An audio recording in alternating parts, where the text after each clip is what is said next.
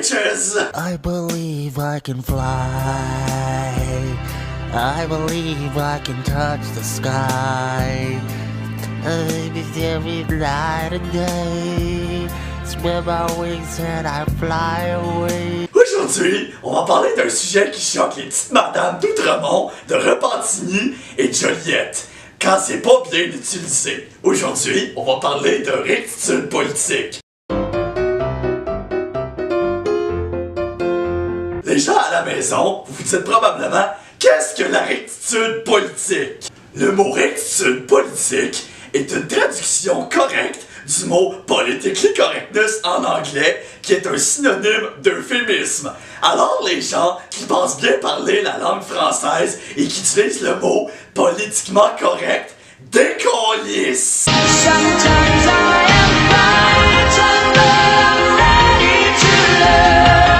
Le phénomène a été inventé dans les années 90 suite aux années Reagan des années 1980. Malheureusement, Ronald Reagan, c'est-à-dire le Donald Trump de l'époque, a un petit peu scrappé la politique nord-américaine et occidentale. Alors, pour remédier à ce problème, parce que les petites madames de la banlieue et les matantes qu'on va appeler ont peur des personnes qui expriment leurs opinions.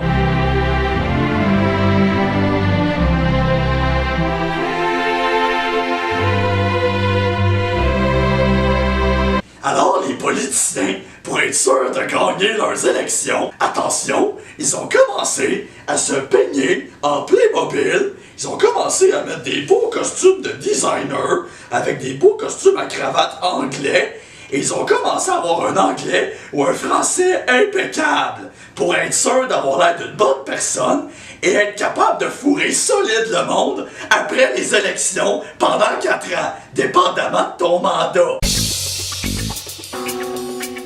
Les personnes qui pratiquent la rectitude politique sont des politiciens sans saveur, sans couleur et sans aucune originalité, en quête désespératrice d'avoir des admirateurs et des électeurs. On pourrait les qualifier comme les ancêtres des... Alors, les gens qui ont voté pour eux se sont ramassés avec les politiciens qui méritaient. Je pense notamment à Jean Charest, qui nous a fourrés pendant un trop gros laps de temps, Philippe Couillard, qui n'est autre que Jean Charest dans un fat suit, et qui a réussi à nous escroquer pendant 4 ans et à nous voler de l'argent à partir de nos impôts, et Justin Trudeau, qui n'est un contenant vide, c'est-à-dire une bouteille de Mountain Dew sans Mountain Dew. C'est vraiment poche quand tu penses 2 minutes que c'est ça qu'on mérite. Des politiciens sans couleur, sans saveur et sans originalité qui vont se permettre n'importe quoi et qui vont se foutre totalement de la population. D'ailleurs, ce phénomène aux États-Unis a pris fin très récemment lors de l'élection de 2016. On avait 2 choix. Hillary Clinton, qui représentait la rectitude politique absolue et le mal absolu, parce que c'était la femme de Bill Clinton. On n'a pas voté pour elle parce que c'était une femme, surtout parce que c'est une personne détestable. Et du côté droit, on a Donald Trump. Donald Trump, qui est aussi le mal absolu, mais qui n'a aucune forme de rectitude politique. Alors les Américains, ils se sont levés un matin et ils se sont dit « Hey, wow, hey,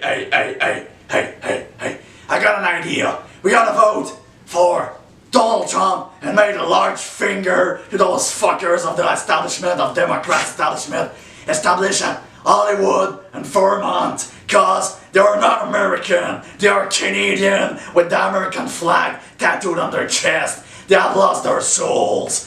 Alors, ce matin-là, ils ont voté pour Donald Trump. Ça, c'était ma parenthèse pour expliquer la rectitude politique. Maintenant, je vais expliquer pourquoi ça n'a aucun sens d'utiliser ça dans la vie de tous les jours. La rectitude politique sert à ne pas choquer les gens. En humour, ça n'a pas sa place. Malheureusement, pour des raisons évidentes, je ne vais pas nommer la cause Jérémy Gabriel. Alors, on va continuer sur cette belle lancée. La rectitude politique n'a pas sa place pour plusieurs raisons. 1. Ça sert à rien et tu prends plus de temps à dire une phrase compliquée alors que t'aurais pu dire une phrase super simple qui résumait bien le sujet. Le meilleur exemple qui pourrait me venir en tête, c'est quand quelqu'un d'important décède dans ta famille. Ta grand-mère, ton père, ta mère, ton oncle, ma tante, bref, whatever, quelqu'un d'important. Ça peut même être ton chien Fido, pour l'exemple, si t'as pas de famille. Puis si t'as pas de chien, ça peut être ta roche. Parce qu'avec la roche, on fait de l'asphalte. Et c'est techniquement un meurtre. Alors, qu'est-ce qu'on dit à quelqu'un qui vient de voir quelqu'un mourir, ou quelqu'un d'important de mourir, pour éviter de choquer les gens? Voici ce qu'on dit. Mes sympathies, mes sincères condoléances. I'm very sorry for your loss. C'est stupide! C'est cave! Ça va jamais choquer la personne que tu lui dises ceci. Je suis désolé que ta grand-mère soit morte. C'est simple, c'est direct, y a pas de sous-message. Malheureusement, les gens utilisent de plus en plus d'euphémismes. Et ça me fait chier, parce que c'est une affaire de normies. Fuck les normies! Alors voici ce qu'on va faire.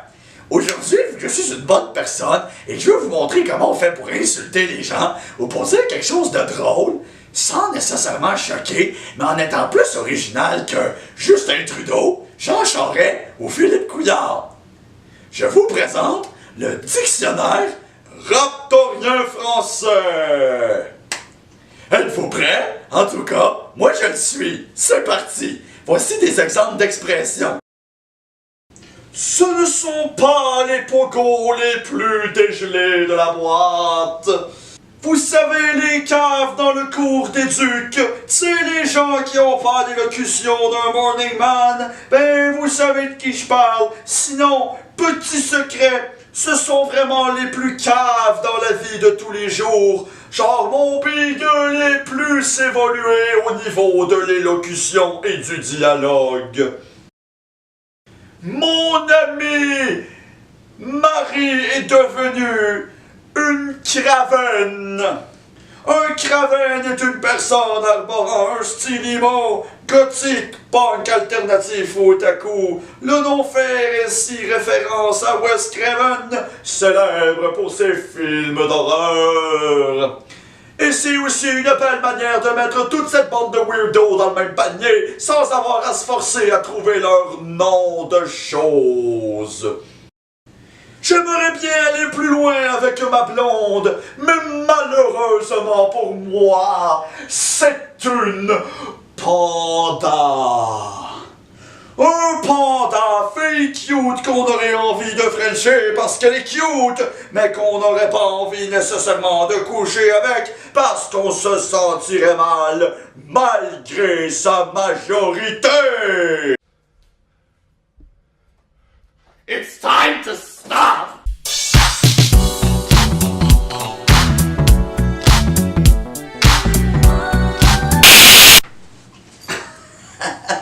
Salut tout le monde! Oui, aujourd'hui, je produis une vidéo spéciale parce que Confession d'un Road Warrior, c'est une vidéo qui va prendre beaucoup de temps. C'est une série de 6 épisodes que je vais faire et pour des raisons évidentes, gros bébé, je vais devoir prendre un petit peu plus de temps pour les produire. Alors, vu que YouTube oblige quantité qui dépasse la qualité, je vais devoir faire plus de vidéos par semaine.